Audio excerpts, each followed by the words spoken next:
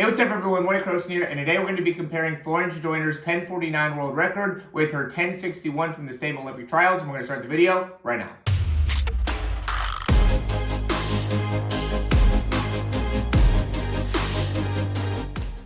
Alright, so I'm going to do this comparison on my laptop instead of on my iPad, just because it's going to be a little bit easier to actually go through the comparison on my computer. Just when it goes through and I count the steps, it ends up being, a bit of a difference here. And the big thing that, and I talked about this when really going into Florence Joyner's world record run in comparison to Elaine Thompson's 10.54 with no wind aided or nothing, because, Florence Joyner also ran a wind aided 10.54. So this one's going to be the final from the Olympic trials, okay? And then this one is actually one of the prelims going into it, or maybe the semifinals. So we have the actual final. We have Florence Joyner here, and when we look to see the overall time and really the steps, right? The big thing that ends up happening here is when you have wind, it impacts the amount of steps that you take, right? It gives you that tailwind to make it so you can pick up more distance per step. So she just takes one step right here, right?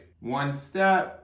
2, 3, 4, 5, 6, 7, 8, 9, 10. 1, 2, 3, 4, 5, 6, 7, 8, 9, 20. 1, 2, 3, 4, 5, 6, 7, 8, 9, 30. 1, 2, 3, 4, 5, 6, 7, 8, 40. 1, 2, 3, 4, 5, 6, 7, 8. 8.5-ish steps right there. Ended up officially being a 10.61, right? It wasn't 49, right? This one would be 49 here, but it was a little bit more than 48, right? And I did this with Justin Gatlin too, to show when he ran like the 9:45 or whatever, and they had him run with all the fans behind, and it just cut down his steps by, like 1.5 steps. So now we got Florence Joyner here. This one, she ran the 10.49. This is the world record, right? And the big thing is, was it wind aided, right? There's no real way of being able to tell, but we'll go 1, 2, 3, 4, 5, 6, 7, 8, 9, 10. 1, 2, 4, 5, 6, 7, 8, 9, 20. 1, 2, 3, 4, 5, 6, 7, 8, 9, 30. 1, 3, 4, 5, 6, 7, 8, 9, 40. 1, 2, 3, 4, 5, 6, 7, 47.5-ish steps, right? So this is when the competition wasn't as good. She's obviously winning by a long shot here. So, to me, she probably, at a certain point, a lot of these people, a lot of top sprinters, once you get into this, time, they start to kind of just relax through and just kind of finish through. No need to really push yourself through at the end. Right here, she ended up winning, but she's still having to push at this point, right? She's not way out ahead, and so this is when she really starts to kind of separate, is when she gets into that top speed. She ran 10.61 here. This one, the wind is legal. Obviously, this one is when the wind was technically 0, but ended up taking up a little bit more than 1 step.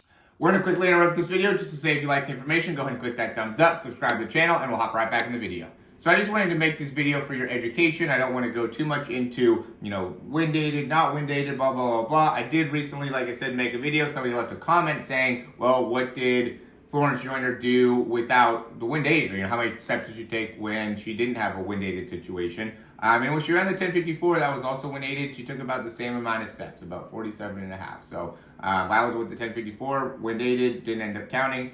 10.49 here, again, not wind aided, but the wind was at 0. When she had a not wind aided 10.61, she took about 48.5, a little bit more than 48.5 steps. So, again, I'm just making this video just for you guys' information. I'm a big proponent of continuing to push forward the track and field competition and abilities to run faster in general. I still believe that Elaine Thompson could probably get down into that 10.49 area, right? And I almost think it's a good thing to have something so astronomical in a way to be able to chase after. The same thing with like Usain Bolt's 9:58. You know, it's something that is really a great number to be able to chase after. I think is an awesome thing to be able to really do for any type of sport. We want to be able to continue to push our abilities as coaches as well as sprinters and athletes to be able to get higher and higher levels and better heights with recovery, training, the ability to coach, the ability to perform. All of it just wants to continue to get better, and I think that we've seen some big improvements even in, you know, the Olympics as last year, swimming, track and field. You know, it's always getting better, and to see Elaine Thompson run 10.54, it really does put the record within reach. And, you know, when we break this down and see, you know, the 10.49, and even when we compared, you know, Elaine Thompson, who was, you know, closer to about 50 steps there when she ran that 10.54, you know, it's a big difference. And even, you know, we talk about with Florence Joyner, she does have a beautiful stride no matter what. You know, she was still, even when she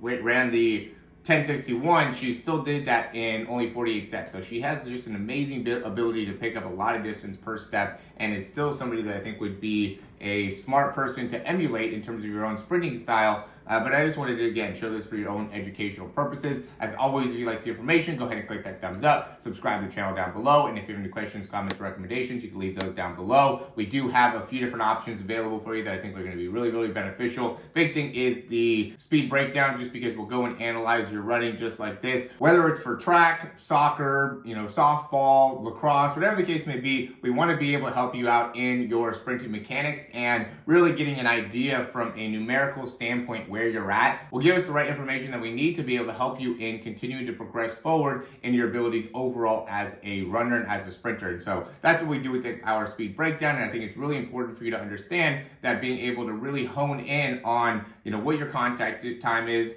how efficient you are with your ability to cycle through your legs and how much time that takes, as well as how many steps that you're taking within, you know, the distance, whether you're trying to run a 40-yard dash, a 60-yard dash, 100 meter, 200 meter. We do want to have an idea of how many steps it's taking and, you know, where are the best doing it, or how many steps are the best taking to be able to take up that same amount of distance, so then we can get you closer into the realm of creating the highest level numbers, right? And that's where it comes down to, guys. It's a numbers game. When it comes to speed, we measure it with numbers. You know, it all comes down to how well and how efficient you're able to turn over, utilize your legs, utilize your ground force. And so we want to be able to create calculations to make it so it's all objective and not subjective, and being able to really make some big differences. So as always, guys, thanks for watching the video. If you have any questions, go ahead and leave those down below, and we'll talk to you soon.